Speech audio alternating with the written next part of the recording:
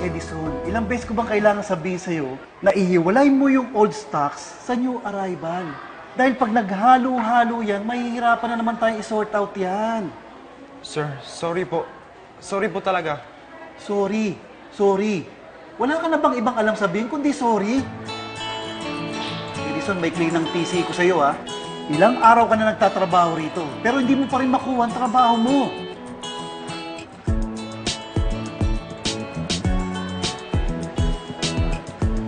Anong?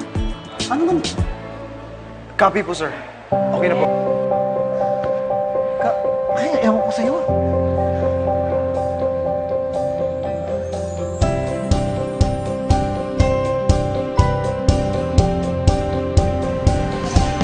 Edison, salamat ha.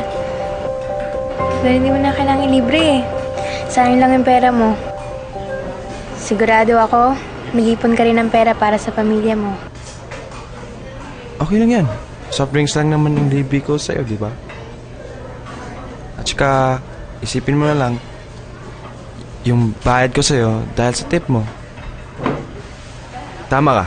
Sobrang effective talaga yung tip mo sa akin. Sabi ko sa'yo eh. Gumaan talaga yung pakiramdam ko.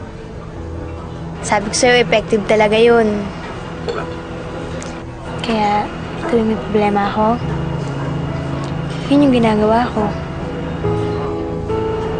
Parang kagabi lang. May problema na naman sa bahay. Ha? Ano nangyari? Kasi, yung tsahin ko na kinakwento ko sa'yo, nagbalik na naman. Hindi ko alam kung matatanggap ko pa siya pagkatapos siya kaming pagtabuyan. Basta-basta na lang siyang babalik sa buhay namin. Parang walang nangyari.